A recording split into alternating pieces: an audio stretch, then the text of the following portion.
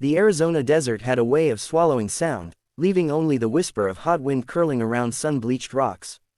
As U.S. Border Ranger David Collins guided his patrol vehicle down the lonely dirt road, the afternoon heat shimmered like waves rising from the earth itself. He had traveled this stretch dozens of times, yet something felt different today, a quiet tension hanging in the air. When he approached the abandoned gas station, long forgotten by tourists and truckers alike, a small movement caught his eye. It was subtle, almost too faint to notice, but enough to stir his instincts. David slowed the vehicle and stepped out, boots crunching over gravel as the sun hammered down on his shoulders. Near a rusted sign leaning sideways as if tired of standing, he saw a small figure curled in the shade. It was a child, thin, shaking, and barely upright. For a moment David froze, unsure if his eyes were deceiving him. But as he got closer, the truth became painfully clear. The boy looked no older than 8, his clothes dusty and torn, his face sunburned, lips cracked from dehydration. David crouched down slowly, careful not to frighten him. The boy stared with wide, dark eyes full of fear and exhaustion, yet also a strange resolve. When David asked if he was okay, the child took a shaky breath, then held out something with trembling hands. A small necklace, handmade, carved with Apache symbols, lay in his palm. In a weak, broken voice he whispered, "Take this, and my salary is yours." The words were so unexpected, so haunting, that David felt his chest tighten with emotion. He shook his head gently, refusing the offering. "No, kid, keep it, you need help," he said softly, hoping his voice carried more comfort than the scorching wind around them. The boy blinked, confused by kindness. David removed his ranger jacket and wrapped it around the shivering child, even though the heat was oppressive. He guided him to a shaded spot near his vehicle, offering water and small bites of an energy bar. The child ate slowly, as if unsure it was real food meant for him. David quickly radioed for medical support, urgency sharpening his tone. Dispatch confirmed a team was on the way, but out here minutes felt like hours.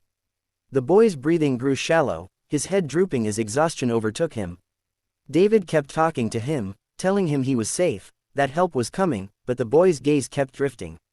Then, just as David reached for his hand, the child's small fingers curled around his, holding on with surprising strength.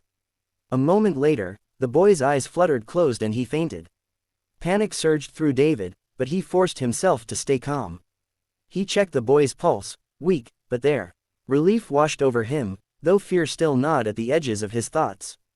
The desert was unforgiving, and the child must have been wandering for hours, maybe days. David covered him with another cloth from the truck, shielding him from the relentless heat. He kept watch like a guardian, scanning the horizon for the medical unit, wishing he could will them to arrive faster.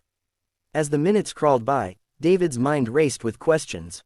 How had the boy ended up here, alone and starving? Where was his family? Why had he tried to offer the necklace, something clearly precious? The desert gave no answers, only silence. But deep inside, David felt something shift, a quiet promise forming inside him.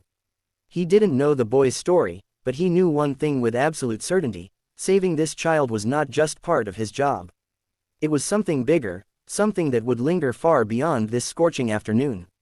He sat there in the sand, holding the unconscious boy's small hand, unaware that this moment, this unexpected encounter beside a forgotten gas station, would echo into his future in ways he could not imagine. 4 days from now, when 3 Apache women appeared at his door, he would finally understand the true weight of what he had done. But for now, all he cared about was keeping the child alive, hoping the next sound he'd hear would be the distant roar of the approaching medical vehicle cutting through the desert stillness. 4 days later, the cool morning air of Flagstaff drifted through David Collins' open kitchen window as he sipped his coffee and reviewed the notes for his upcoming shift. The past week had been exhausting, yet he kept thinking about the Apache child he had rescued. Doctors said the boy would recover, a relief that had eased David's mind, though he still wondered about the child's family. As he reached for his badge, a sudden knock echoed through his small house. It wasn't loud, but it carried a certain weight, steady, deliberate, and strangely formal. David walked to the door, expecting maybe a neighbor or a delivery. But the moment he opened it, his breath caught. Standing on his porch were 3 Apache women. Their posture was calm but commanding, their expression serious yet warm. Each wore traditional elements woven into their clothing, along with the quiet dignity of elders whose lives had been shaped by heritage and history. In their hands they carried bundles wrapped in ceremonial cloth, textiles with patterns David recognized from cultural displays but had never seen offered so personally. For a moment David didn't know what to say. He simply stepped back slightly, giving them space. One of the women, the eldest among them, took a single step forward. Her voice was soft but carried unmistakable authority as she spoke. "You saved our child," she said, her eyes steady on his. "He is the grandson of our tribal chief." The words struck David with unexpected force. He had known the boy was important to someone, but not that he belonged to a family with such deep and respected standing within the community. Before he could express anything, surprise, relief, or simple humanity, the three women bowed their heads in unison. The gesture was so full of respect and sincerity that David felt frozen in place, unsure how to accept such honor. The second woman stepped forward and gently placed a woven blanket into his hands. The craftsmanship was remarkable, its patterns intricate, the fibers soft yet sturdy. "In our tradition," she said, her voice calm and warm, "saving a life creates a bond. From this day on, you are family." She spoke as though declaring a truth long established, not granting a new one. David swallowed hard, the lump in his throat tightening. He had rescued people before. It was part of his job, his duty. But none had ever appeared at his home afterward, carrying gifts or offering words threaded with such deep cultural meaning. He felt unworthy of such gratitude. "I just did what anyone would have done," he murmured, though he wasn't sure they believed him. The eldest woman gave him a gentle, knowing smile, as if she understood both his humility and the weight of the moment far better than he did. The women stepped deeper onto the porch, unwrapping the ceremonial cloths to reveal other items, a handcrafted pottery bowl, a small bundle of dried sage, and a beaded bracelet clearly made with careful, patient hands. Each object carried its own symbolism, its own story, its own expression of thanks. As they explained the significance of each gift, David listened with quiet respect. Their words revealed a bond rooted in their traditions, a belief that acts of protection and compassion were threads tying one life to another. He realized this visit was not merely gratitude, it was recognition, a welcoming gesture into a circle he had never imagined stepping into. As the conversation continued, the women expressed their desire for David to visit their community someday, to share a meal with the child he had saved once he was fully recovered. David promised he would, feeling honored in a way that defied his usual understanding of duty.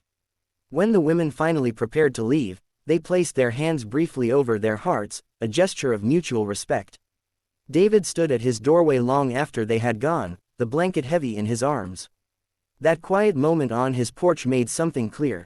He had not simply saved a child, he had formed a connection that reached far beyond the desert rescue. The sunlight warmed his shoulders as he stepped back inside, still reflecting on the encounter. He had expected the satisfaction of knowing the child was safe.